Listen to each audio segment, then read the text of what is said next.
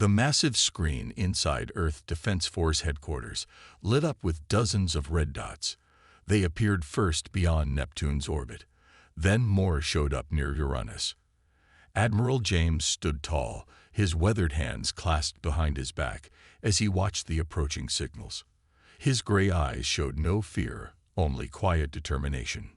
"Sir, we're detecting over 50 ships, each larger than anything humanity has ever built," reported Captain Peter from his station. The young officer's voice remained steady, just as they had trained for this moment. Admiral James nodded slowly. "Send the alert to all Earth defense stations. Activate Protocol 7, but keep our defenses hidden. Let them think we're just another primitive world." Across Earth's solar system, hidden bases powered up their systems.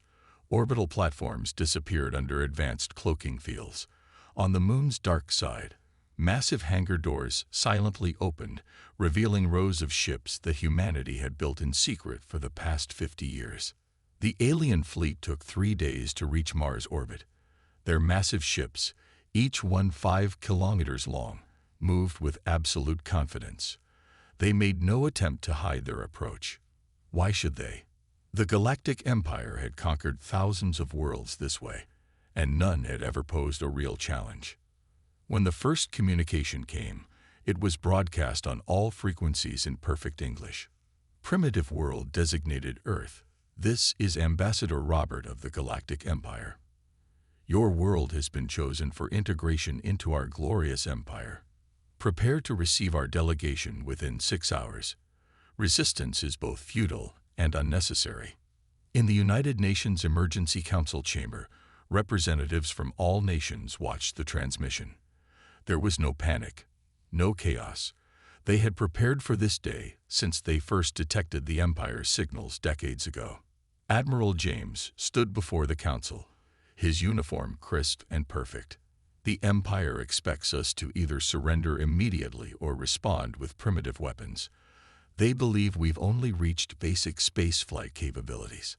Our observers in deep space have confirmed this is their standard approach. Shock and awe, followed by quick subjugation." The council president nodded. "Then let's proceed with the plan.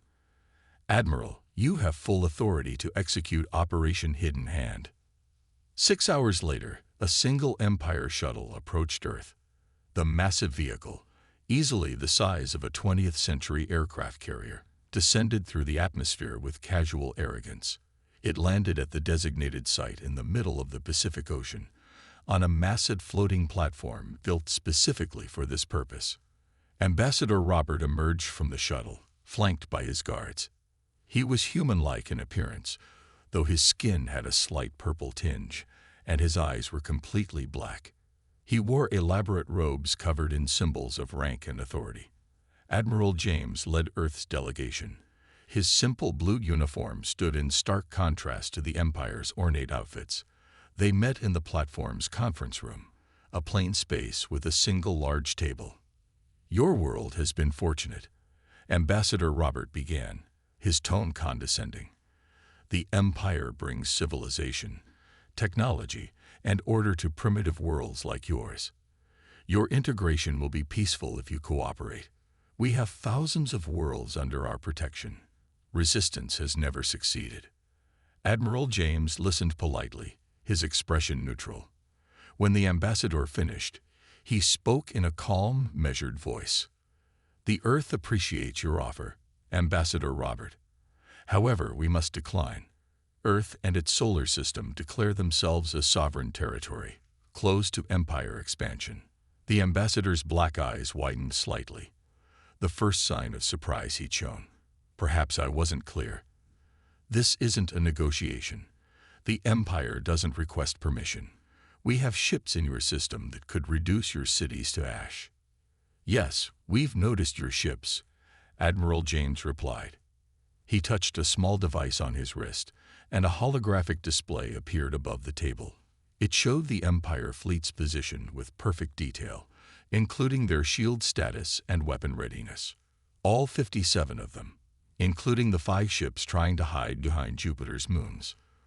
For the first time in his 300-year career as an Empire diplomat, Ambassador Robert felt a chill run down his spine. These primitives shouldn't have this level of detection capability. It wasn't possible. Consider this carefully, Admiral James continued. Earth is not interested in war, but we are prepared for it. You have 24 hours to withdraw your forces from our solar system. As the ambassador stared at the detailed tactical display, a terrible thought crossed his mind. What if, just this once, the Empire had underestimated its prey? 23 hours after Earth's ultimatum, the Empire decided to show its power. Their largest battleship, positioned near Pluto, turned its main cannon toward Charon, Pluto's largest moon. The weapon fired a bright blue beam that cut through space. In seconds, Charon exploded into millions of pieces. In the Empire's command ship, High Commander Williams smiled coldly. Send the video to Earth. Let them see what awaits them if they continue this foolish resistance. But the response from Earth wasn't what they expected. Admiral James sat in his command chair, watching the destruction through Earth's quantum detection grid. He pressed a button on his chair's arm. Dr. Elizabeth, are the calculations complete? Yes, Admiral, she replied through the comm system. The Empire's weapon is impressive, but outdated. Their beam technology is at least 200 years behind what we developed after studying their signals. The Admiral nodded. Send them our response. Deep in the asteroid belt, hidden bases activated their systems. Thousands of small black devices came to life, each no bigger than a coffee cup. They moved through space faster than any Empire ship could track, forming a giant web around the Empire fleet. On the Empire command ship, alarms started blaring. High Commander, an officer shouted. We're detecting something. Millions of small objects surrounding all our ships. Commander Williams stood up, his face showing confusion for the first time. Impossible. Our sensors are the best in the galaxy. Nothing can approach without us detecting it. The main screen lit up with a transmission from Earth. Admiral James appeared, still looking calm and collected. Commander William, I see you've decided to demonstrate your power by destroying an uninhabited moon. Allow us to demonstrate something in return. The small devices around the Empire fleet activated simultaneously. A web of bright green energy connected them, creating a perfect sphere around each Empire ship. Inside these spheres, every Empire scanner and communication system went dark. What you're experiencing, Admiral James explained, is our quantum isolation field. Your ships can still move, and your life support systems still work. But your weapons, shields, and communication systems are now under our control. In the Empire ship, chaos erupted. Officers rushed between stations, trying to restore their systems. Nothing worked. They were blind and defenseless. 50 years ago, Admiral James continued, we detected your Empire's signals. We learned about your invasion patterns, your technology, your weaknesses. Instead of wasting resources on space exploration, we focused on defense. Everything you see now was built in secret, tested and perfected while you thought we were just learning to reach our own moon. The Admiral stood up, walking closer to the camera. We have no interest in conquest or war. Earth only wants to be left alone. But make no mistake, if you force this conflict, you will discover that humanity has spent half a century preparing for this exact moment. Commander Williams' face turned dark purple with rage. This is impossible. You're primitives. You barely have space flight. Look at your sensors again, Commander, Admiral James replied. He pressed another button. The isolation fields became transparent, revealing massive space stations that had been hidden throughout the solar system. Each station was larger than the Empire's biggest ships. Defense platforms orbited every planet. Sleek, advanced ships emerged from hidden bases on Mars, the Moon, and several asteroids. This is your final warning, Admiral James said firmly. Leave our solar system and tell your Empire that Earth is not open for conquest. You have 1 hour before we disable your engines and tow your ships out ourselves. As the transmission ended, Commander William sank into his chair. In 300 years of service, he had helped conquer 42 civilizations. None had ever been prepared like this. None had turned the Empire's own technology against them so effectively. For the first time, he faced a terrible choice: retreat and lose face before the Empire, or fight and risk losing everything.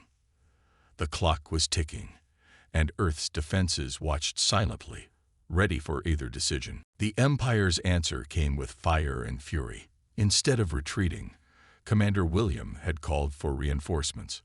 300 more Empire ships jumped into the solar system, their weapons already charging.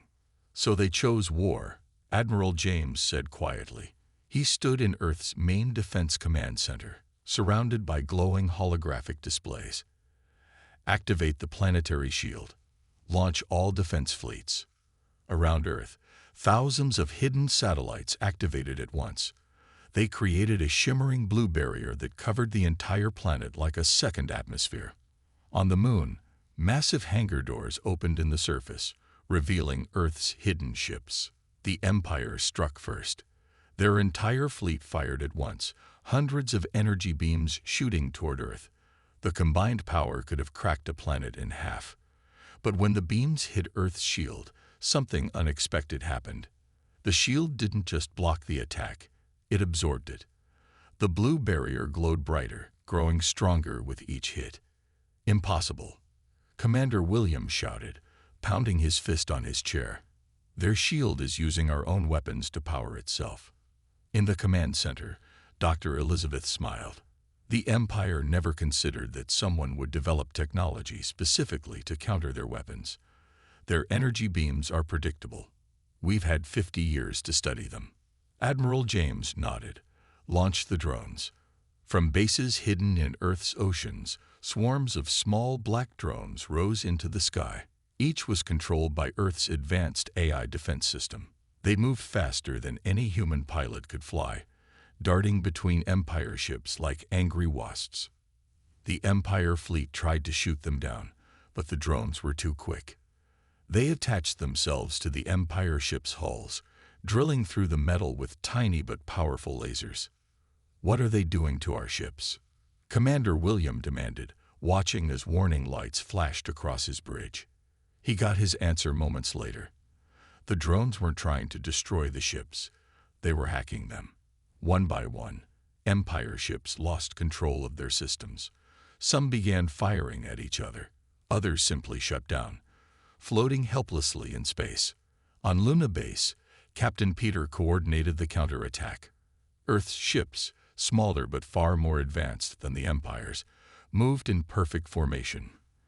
They didn't need to attack the Empire ships directly. The drones had already done most of the work.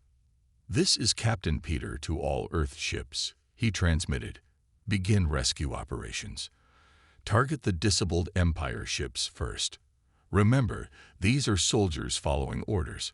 We show mercy to those who surrender." The Empire's neat formations broke apart into chaos. Some ships tried to retreat, only to find their engines wouldn't respond.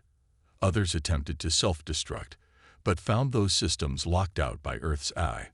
In his command ship, Commander William watched in horror as his fleet fell apart. Earth's defense systems had turned his own ships against each other. The few vessels still under his control were surrounded by Earth's forces. Admiral James opened a channel to all Empire ships. "Your fleet is disabled. Your weapons are under our control. You have two choices: surrender and be treated with dignity as prisoners of war, or continue this fight and lose everything. Choose wisely." One by one, Empire ships began signaling their surrender. White flags appeared on their communication systems, a universal sign of defeat they had never expected to use. Commander William stood frozen on his bridge, watching the greatest fleet in Empire history surrender to a planet they had thought primitive just days ago. His communication officer turned to him, waiting for orders. After a long moment, William closed his eyes. "Signal our surrender. Send word to the Empire. Tell them Earth is not what we thought. Tell them we found something new in the galaxy, a race that prepared for us. that turned our own strength against us. As Earth's ships moved in to rescue the Empire crews, Admiral James looked out at the battle scene. Hundreds of Empire ships floated powerlessly in space, their mighty weapons silenced. Earth's first major space battle was ending not with the destruction of their enemies, but with an act of mercy. The war wasn't over. The Empire wouldn't give up after one defeat. But today, humanity had shown the galaxy something new. A civilization that could win without destroying, that could be strong without being cruel. News of the Empire fleet's defeat spread across the galaxy like wildfire. For the first time in 10,000 years, someone had not just resisted the Empire. They had won decisively. The Empire's response was swift and dangerous. "They're sending their elite forces," Captain Peter reported from Luna Base. "Long-range sensors detect 5 Imperial dreadnoughts approaching. Each one is twice the size of their previous ships." Admiral James studied the tactical display in Earth's command center. The Empire's new ships were massive black triangles, each one carrying enough firepower to destroy a small moon. But size wasn't what worried him. It was what these ships represented. "The Empire is done testing us," he said. "These are their planet killers." Dr. Elizabeth, "Is the quantum web ready?" In her laboratory deep under the Pacific Ocean, Dr. Elizabeth worked with her team, making final adjustments to Earth's newest weapon. "Ready, Admiral. Though I still say this is crazy. We've never tried to entangle something this large before." The dreadnoughts entered the solar system like angry giants, their weapons already charged. Their commander, General Richard, was the Empire's most decorated military leader. He had never lost a battle in 300 years of service. "No games this time," Richard announced on all frequencies. "Surrender Earth, or we will reduce your world to ash. You have 1 hour to decide." Admiral James responded immediately. "We already decided, General. Earth does not bow to threats. But before you attack, look at your tactical display." The Empire ship's sensors detected something strange. Thousands of small objects had appeared around their fleet, too many to shoot down. Each one pulsed with a soft purple light. "Quantum entanglement nodes," Dr. Elizabeth explained over the channel. "Each one linked to a corresponding node near your capital world. The same technology we used to study your empire for 50 years. Distance means nothing to quantum connections." For the first time, General Richard felt uncertain. "What are you talking about?" "Simple," Admiral James replied. "Any attack on Earth will instantly transfer to your homeworld through the quantum web. Your own weapons, turned back on your own planets. We don't want to use this, but we will if forced." In the Empire capital, alarms began blaring. Their sensors detected the quantum nodes appearing in their home system, each one perfectly aligned with their attack fleet near Earth. General Richard's face turned pale. "This is impossible. No one has mastered quantum entanglement on this scale." "The Empire's greatest weakness," Admiral James said calmly, "is believing that no one could be more advanced than you. While you conquered through force, humanity focused on understanding the universe itself. We developed technologies you never imagined because you were too busy building bigger ships and stronger weapons." On the dreadnought's bridges, Empire officers watched in horror as their weapon systems shut down. Earth's quantum web didn't just threaten retaliation. It gave them control of the Empire's most powerful ships. "Now," Admiral James continued, "we can discuss peace as equals. Earth doesn't want your territory or your resources. We only want to be left alone, and to help free the worlds you've enslaved." General Richard stared at his useless controls. In all his years of service, he had never encountered anything like this. These humans hadn't just prepared for the Empire. They had revolutionized space warfare itself. "Send word to the Empire Council," he ordered his communications officer. Tell them we need to negotiate. Actually negotiate, not dictate terms." As the Empire fleet hung powerless in space, Admiral James looked at the tactical display showing both Earth and the Empire capital. Humanity's greatest advantage hadn't been technology or preparation. It had been the Empire's own arrogance. Captain Peter, he called, begin powering down the quantum web. Let's show them we mean what we say about peace. The purple nodes began deactivating one by one.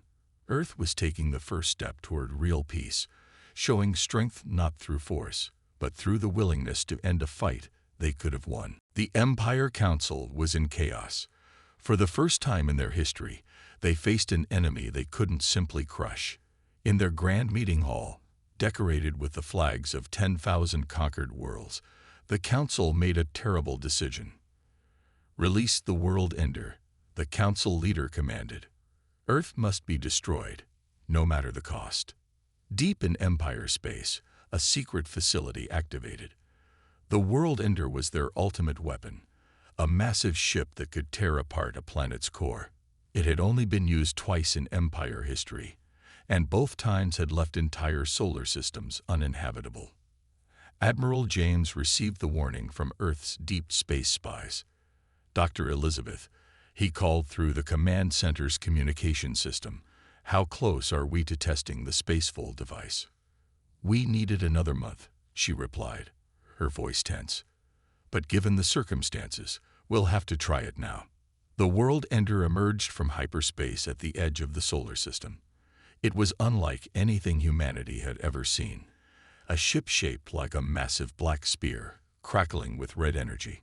Its size defied belief, nearly as large as Earth's moon. Captain Peter's voice came through from Luna Base. Admiral, our sensors can't even measure its power levels. If that thing hits Earth, it won't, Admiral James said firmly. He pressed a button on his command chair. All Earth forces, execute Operation Breaking Point. This is what we've prepared for. Across the solar system, humanity's hidden bases activated their most advanced technology. The space around Earth began to ripple and bend. Dr. Elizabeth's team had discovered something the Empire had never even thought possible. They could fold space itself. The World Ender's commander, a cold-eyed Empire veteran named Marcus, watched his sensors with growing concern. What are they doing to space-time? Find out what's happening. Before his crew could respond, space itself twisted around their massive ship. A hole opened in reality, a space fold that connected 2 points in the universe. Through the fold, they could see the Empire's capital world. Admiral James opened a channel to the World Ender. Your own weapon, pointed at your own capital. Still want to test it? The World Ender's crew watched in horror as their ship's automated systems began firing up, aimed directly at their homeworld through the space fold. They couldn't shut it down. Earth's control systems had already taken over. This is impossible, Commander Marcus shouted. No civilization has this level of technology. You forgot the most important rule, Admiral James replied calmly. Never assume your enemy is primitive just because they don't show their strength. Earth developed these technologies in secret while you thought we were still learning basic spaceflight. On the Empire capital world, panic spread as citizens saw the World Ender appearing in their sky through the spacefold. Their ultimate weapon was now pointed at their own heart. The Empire Council scrambled to respond. Their leader's voice shook as he contacted Earth. Wait, we can discuss terms, real terms this time. Admiral James nodded to Dr. Elizabeth. Power down the spacefold, but keep the control systems active on their weapon. Show them we're serious about peace. The hole in space slowly closed, but the World Ender remained under Earth's control. Its mighty weapons, designed to destroy planets, hung silent in space. Commander Marcus slumped in his chair. The Empire's greatest weapon had been turned against them in minutes. How? He asked quietly. How did you advance so far without us knowing? Because you never looked, Admiral James answered. You saw our old satellites and early space missions and assumed that was all we had. Meanwhile, we built something you never expected. A defense that could turn your own strength against you. As the World Ender floated powerless in space, other alien civilizations watched in amazement. The mighty Empire, which had ruled through fear for 10,000 years, had finally met its match. Not in a bigger weapon or a stronger army, but in a civilization that had turned their own tactics against them. Word spread across the galaxy like a wildfire. Earth hadn't just stopped the Empire's ultimate weapon. They had turned it against its masters. On 1,000 conquered worlds, hope began to stir. Admiral James stood on the observation deck of Luna Base, watching Earth shine blue and white against the black of space. Captain Peter approached with a data tablet in his hand. "Sir, we're receiving transmissions from throughout Empire space," Peter reported. 17 worlds have declared independence in the last 6 hours. The Empire fleet is stretched too thin trying to maintain control. James nodded. And now they know their weapons can be turned against them. Send out the technical data package to all rebelling worlds. Earth had prepared for this moment. While developing their defenses, they had also created detailed plans to help other civilizations resist the Empire. Now that information spread across the galaxy through quantum communication channels the Empire couldn't block. On the Empire capital world, the Council faced its greatest crisis. Ambassador Robert burst into their chamber, his usual calm completely gone. The outer sectors are in full revolt. 3 fleet bases have declared support for the rebels. The Council leader's face had turned gray. "How many ships have we lost control of?" "Over 2,000, Robert replied. "Earth's control systems are spreading through our network like a virus. Ships are powering down or turning against us. We can't trust our own weapons anymore." In Earth's command center, Dr. Elizabeth monitored the cascade of Empire systems falling under human control. "The quantum virus is working perfectly, Admiral. Every Empire ship that tries to suppress a rebellion loses control of its systems. Their own network is spreading our influence faster than we could have done it ourselves." James opened a channel to all Earth forces. "Begin Operation Freedom's Dawn. Launch our ships to all rebelling worlds. Remember, we're there to protect them, not to conquer. Show the galaxy what real civilization looks like." Earth's fleet emerged from its hidden bases. Sleek ships powered by technology the Empire had never imagined spread across the stars. But they didn't come as conquerors. They came as guardians, protecting newly free worlds from Empire retaliation. Commander Marcus, still aboard the powerless World Ender, watched his empire crumble. "You planned this from the beginning," he said over a channel to James. "You weren't just defending Earth.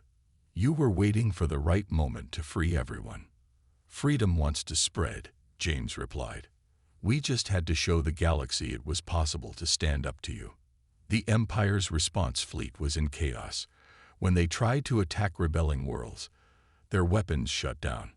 When they attempted to bombard civilian targets, their own shields trapped them in place. The Empire's greatest strength, its massive military, had become useless. Captain Peter coordinated Earth's humanitarian response. As worlds declared independence, Earth ships arrived with food, medical supplies, and defense systems. "This is how you build a civilization," he told his crews. "Not through fear, but through helping others stand on their own." In their Grand Council chamber, the Empire leaders faced reality. Their 10,000-year reign of terror was ending, not through force, but through their own arrogance. They had given Earth 50 years to prepare by broadcasting their power across space, never imagining that someone would use that time to develop perfect countermeasures. Admiral James received a transmission from the Empire capital. The Council leader himself appeared on screen, looking defeated. "We request negotiations, real negotiations this time. Earth has proven itself our equal." James shook his head. "Not your equal. You're better. We'll negotiate, but not just for Earth. We speak for every world that wants freedom. The age of the Empire is over. The age of independence has begun." Across the galaxy, cheers erupted on countless worlds as Empire ships powered down, their crews realizing they could no longer enforce the Empire's will. Humanity had done the impossible. They had broken the Empire not by becoming conquerors themselves, but by making conquest itself impossible. 1 year after Earth's stand against the Empire, the galaxy had changed forever. In the Great Meeting Hall on Mars, representatives from 300 formerly enslaved worlds gathered for the first Galactic Freedom Conference. Admiral James, now serving as Earth's primary ambassador, stood at the podium. The hall was filled with beings of all shapes and sizes, each representing a world that had broken free from Empire control. 1 year ago, we showed the galaxy that tyranny isn't invincible, James began. Today, we gather not as conquerors or conquered, but as equals, each world free to choose its own path. In orbit above Mars, ships from dozens of civilizations floated peacefully together. Earth's defense technology had spread across the galaxy, but with an important modification. It could only be used for protection, never for attack. Dr. Elizabeth, who had become the head of the new Galactic Technology Exchange, explained to the gathering how it worked. The quantum defense systems we share can't be turned into weapons. They're pure defense, protecting worlds without threatening others. Captain Peter, commanding Earth's humanitarian fleet, reported on the progress of reconstruction. In 1 year, we've helped rebuild 300 worlds, not as copies of Earth, but as themselves. Each civilization is recovering its own culture, its own way of life. The Empire, though greatly changed, still existed. Their representative at the conference was a familiar face, Commander Marcus, the former captain of the World Ender. But he was different now, humbled by experience. We thought strength meant having the biggest weapons, Marcus addressed the gathering. Earth showed us true strength comes from helping others stand up, not forcing them to kneel down. The Empire had transformed. Most of its military was gone, converted into a peacekeeping force that worked under strict oversight from the new Galactic Council. Their vast resources, once used for conquest, now funded reconstruction and development. From the back of the hall, Ambassador Robert watched with mixed feelings. "We could have had this from the beginning," he said quietly to James, "if we just approached Earth with respect instead of demands." James nodded. That's why Earth's first rule of contact is now required for all worlds. Never assume any civilization is primitive just because they appear to be. Judge by actions and wisdom, not by weapons or conquest. The conference wasn't just about celebrating freedom. Important work was being done. Representatives from each world shared their knowledge, their culture, their unique perspectives on the universe. Earth's quantum communication network connected them all, allowing instant sharing of ideas across the galaxy. "This is what civilization should be," Dr. Elizabeth told the gathering as she demonstrated new technologies for environmental restoration. Not one empire ruling all, but many worlds working together, each bringing their own strengths. The World Ender, that terrible weapon of planetary destruction, had been transformed. Now it orbited a dying star, its powerful engines modified to stabilize the star's core, preventing it from going supernova and destroying dozens of inhabited worlds. As the conference drew to a close, Admiral James made one final announcement. Earth will continue to share its defensive technology, its medical knowledge, its scientific discoveries. But we ask nothing in return except peace. Our solar system remains closed to any military forces, but open to all who come in friendship. The gathering ended with a celebration that would be remembered for generations. Ships from hundreds of worlds lit up the Martian sky with beautiful light displays, each one different, each one representing a unique civilization now free to grow in its own way. In Earth's command center, now transformed into a coordination hub for galactic cooperation, James looked at the tactical display. Where once it had shown Empire ships as threats, it now showed trading vessels and cultural exchange missions moving peacefully between stars. Was it worth all the preparation? Captain Peter asked, standing beside him. Those 50 years of secret work. James smiled, watching the lights of free worlds shine across the galaxy. Look out there. Every one of those lights is a civilization that can now choose its own destiny. I'd say that was worth everything. The age of empire had ended. The age of freedom had begun. And it all started because one world dared to say no to tyranny, and backed those words with half a century of careful preparation.